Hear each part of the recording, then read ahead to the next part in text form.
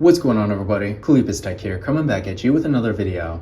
In this video, we're going to be doing a quick comparison between the Motorola Moto G Stylus 5G 2023 and the Cricket Innovate E5G. Now, as always, if you do end up wanting to learn more about either phone individually, be sure to check out the description, where I am linking to several other videos about them, as well as some information about pricing, availability, and some of my favorite smartphone accessories. But with that being said, let's get into it. So with the Moto G Stylus 5G, we're getting a 6.6-inch 120Hz IPS LCD display with a 1080p resolution, a PPI of 399, and a 20:9 aspect ratio. With the Cricket Innovate E5G, we're getting a 6.6-inch LCD display with a 720p resolution, a PPI of 269, and a 20:9 aspect ratio as well. So between the two, the Moto G Stylus 5G definitely has a much better display. The 1080p resolution makes the image look quite a bit sharper, so if you're consuming a lot of content like watching videos, for example, where the image quality is a bit more important, you will get a much better experience with this phone. With a 120Hz refresh rate, the movement on the screen is also going to be quite a bit faster and smoother, making the phone feel a bit more premium in general. And overall, I feel like with the Moto G Stylus 5G, the colors are a lot better, the display is brighter, and the viewing angles are a little bit better too. Not really by much, so keep in mind if you're outside in the sun, for example, neither phone here is going to be particularly easy to see. But overall, when it comes to general quality, the Moto G Stylus 5G is definitely quite a bit better. So if you're going to be on your phone a bit more, consuming a lot of content, definitely keep this in mind. Now for storage, with the Moto G Stylus 5G, keep in mind this phone in my hand is factory unlocked, and it does have 256GB of internal storage with microSD card expansion, but if you actually get this phone directly through Cricket, I believe it will have 128. And in general, 128 is definitely a good amount of storage too, but if you want more, then you will have to get this phone factory unlocked. With the Cricket Innovate E5G on the other hand, this phone has 64GB of internal storage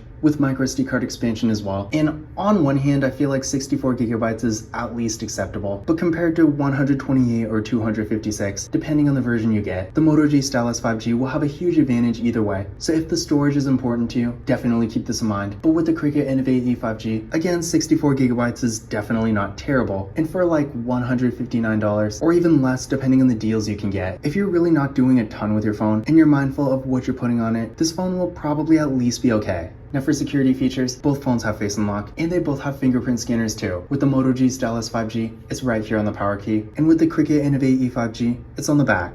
But starting with the Moto G Stylus 5G, let's give them a try. There we go, one more time. And there we go. And now for the Cricket Innovate E5G. There we go, one more time.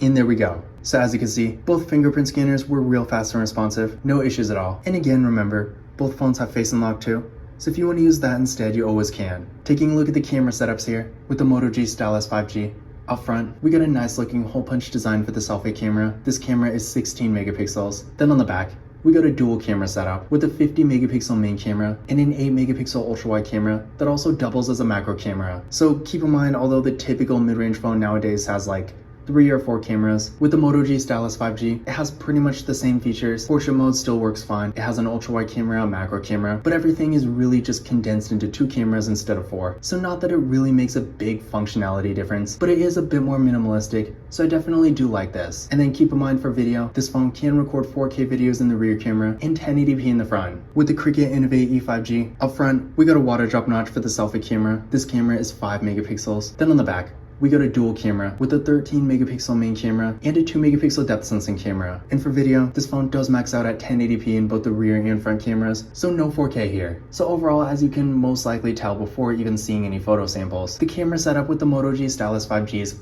quite a bit better. It has a lot more features, including again an ultra wide camera and a macro camera and 4K video recording. And with a 50 megapixel camera versus only 13 with the Cricket Innovate E5G, typically megapixel count isn't everything, but in this case, the Moto G Stylus 5G is just higher end to begin with. So overall, the photo quality with the Moto G Stylus 5G will be much better. To give you an idea of what they can do, first, here's some pictures taken with the Moto G Stylus 5G. So overall, I feel like no matter what you're doing with your phone, unless mobile photography is really like your thing, in which case you can probably justify spending quite a bit more and getting something higher end anyway. But for the average user, for typical daily use, if you're maybe taking a few Instagram photos, sending things to friends and family, maybe using Snapchat or just taking pictures for your own memories, no matter what you're doing, for average normal use, the camera setup we get with the Moto G Stylus 5G will definitely get the job done. And then here's some pictures taken with with the Cricket Innovate E5G, and you can probably tell that on one hand, the Moto G Stylus 5G does have much better photo quality, but on the other hand, with this phone, I feel like for what it is, for a phone you can typically get for well under $200, the photo quality we get here is honestly really not that bad. So if you're not really that concerned with taking pictures, but maybe you still want the option to take a nice photo every now and then when you need to, the Cricket Innovate E5G will still be perfectly fine. But if you are using your camera a bit more, maybe you want a wider variety of features, or you're just taking pictures regularly as opposed to being a more infrequent camera user, then in that case, the Moto G Stylus 5G will be a much better choice. Now for the RAM and processor, with the Moto G Stylus 5G, we're getting 6GB of RAM with the Qualcomm Snapdragon 6 Gen 1 processor. With the Cricket Innovate E5G, we're getting 4GB of RAM with the MediaTek Dimensity 700. In general, when it comes to overall performance, both phones are pretty good for basic daily activities.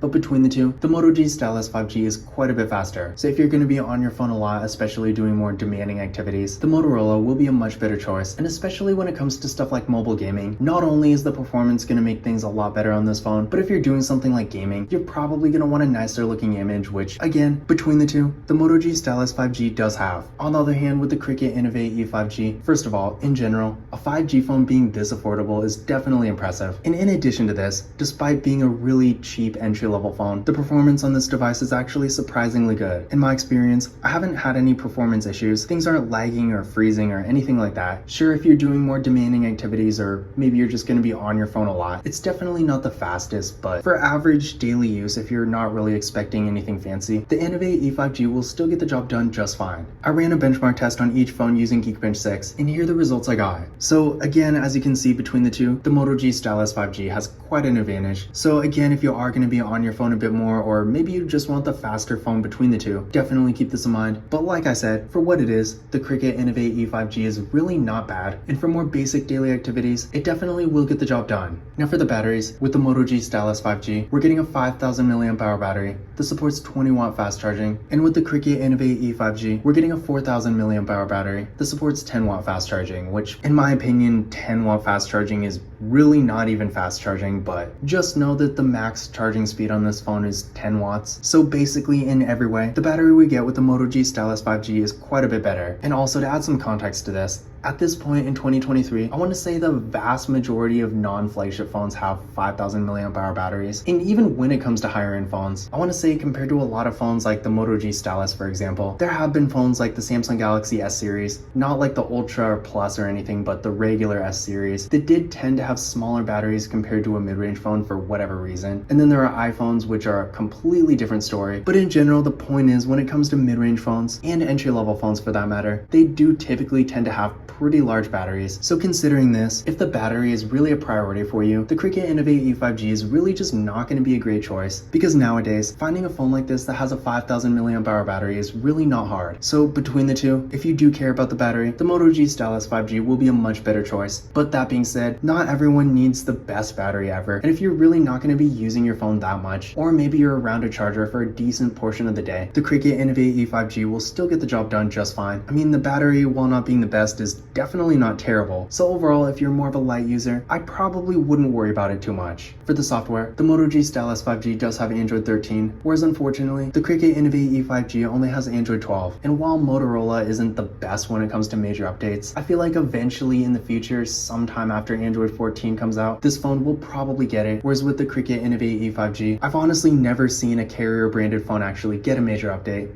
So with this phone, you're pretty much going to be stuck on Android 12, which for some people might be a deal breaker, but if you're really looking for a super basic device, then this might not be too bad. When it comes to other features, both phones have NFC, so if you like to use tap and pay, you won't have to worry about that. And then of course, as the name implies, obviously the Stylus 5G does have a stylus. And if you want a phone that has a stylus, and you don't want to spend a bunch of money on the Samsung Galaxy S23 Ultra, then if you're using Cricket, the Moto G Stylus 5G or some kind of variant of it, you could always get the 2022 version or the 4G version. But regardless, if you do want a phone with a stylus, and you don't want the Samsung Galaxy S23 Ultra, then some version of the Moto G Stylus is pretty much your only option. So if the feature is important to you, definitely keep this in mind. But in conclusion, which of these phones is better? In general, as you probably expected before even watching this video, between the two, the Moto G Stylus 5G is better in pretty much every way. Despite the displays being the same size, the Moto G Stylus 5G looks quite a bit nicer, so if you're going to be consuming a lot of content, definitely keep this in mind. Also with this phone, whether you get the unlocked version or the actual Cricket version, either way, the storage on the Moto G Stylus 5G at 256GB or 128 is quite a bit more than the 64 you get with the Cricket Innovate E5G. The Moto G Stylus 5G also has a much better camera setup that has a lot more features, better photo quality, and again, it can record 4K videos. It has a much faster processor, a better battery, newer software, and it does have a stylus. That being said though, I feel like these phones are meant for two completely different purposes. On one hand, the Moto G Stylus 5G is honestly meant to be a good phone. It's really a great option if you're looking for something that has some nice, more premium features and really good performance, but you don't want to spend $1,000 on a super high-end device. So that's really what this phone is for. If you are really going to be using your phone a lot and you're really expecting to get a lot of value for the money, then in that case, I would definitely go with the Moto G Stylus 5G. But on the other hand, if you're really just looking for a super affordable 5G phone and maybe you're not doing a whole lot with your phone, I mean, despite not being nearly as good as the Moto G Stylus 5G, the display on this phone is still perfectly fine for occasional use. The performance again is pretty decent for what it is. The camera isn't terrible either. It has decently acceptable battery life, and surprisingly for how low end it is, it does still have NFC, so I did think that was pretty cool. So in general, if you're looking for something really basic and you're really not going to be using your phone a ton, well, the Moto G Stylus 5G is objectively the better device here. When your needs are really not that complex, the Cricket Innovate E5G might make more sense for you. But this concludes my comparison between the Motorola Moto G Stylus 5G 2023 and the Cricket Innovate E5G. Again, if you want to learn more about either phone individually, definitely check out the description, where I am linking to several other videos about them, as well as some information about pricing,